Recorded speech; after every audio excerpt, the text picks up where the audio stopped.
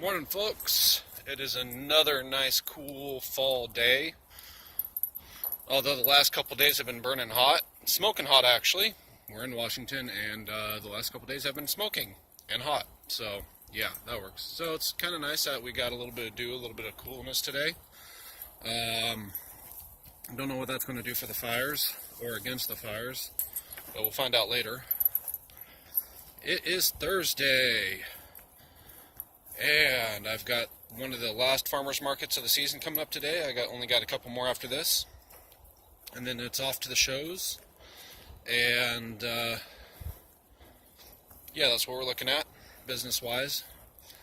Personal-wise, starting FPU next week. Started a home study group this week with some friends, which is quite enjoyable. Tuesday night we just sat around and talked and learned about each other, which quite honestly, it doesn't happen enough.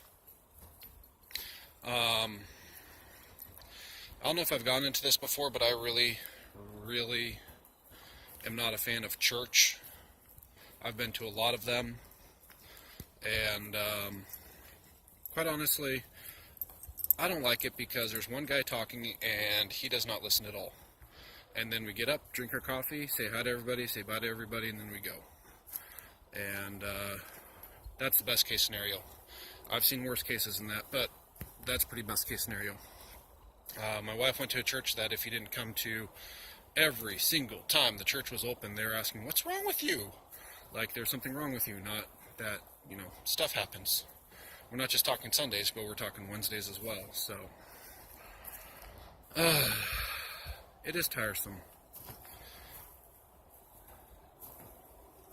My biggest complaint is kindergarten. Every Sunday morning I'm stuck in a kindergarten class. I'm 37 now. Okay? It's time to get out of kindergarten. And I actually have a challenge. If somebody ever listens to this and they are a pastor, well, for everybody, I want you to think about this. Why is it that a pastor has to get up every Sunday morning and talk? I mean, if we look at the definition of pastor, a pastor, as best as I understand it, is like a shepherd who protects the flock. That I understand. They do a lot of the stuff to protect the flock, but they get the flock together. They do lead the flock. But it's kind of like a disassociation between what it says you're supposed to do and what you actually do.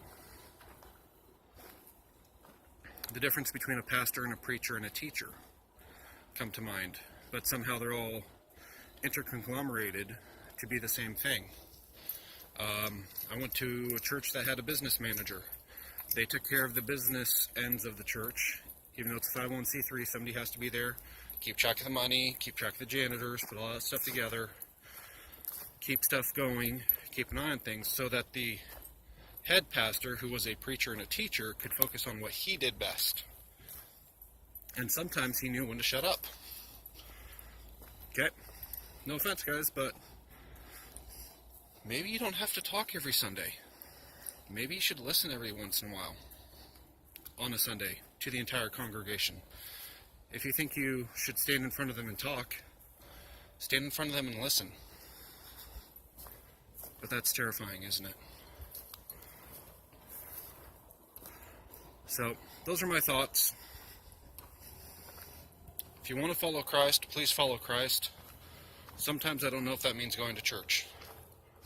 And I've been through a lot of churches that I'm pretty sure going to church is actually antithetical to following Christ, which is very scary. Anyway, y'all have yourself a great day. I hope I didn't drag you down too much. I actually hope you start asking questions about whether you're a Christian or a follower of Christ, because there is sadly a difference, and that's not the way it should be. Thank you for letting me vent, and you have yourselves a better day.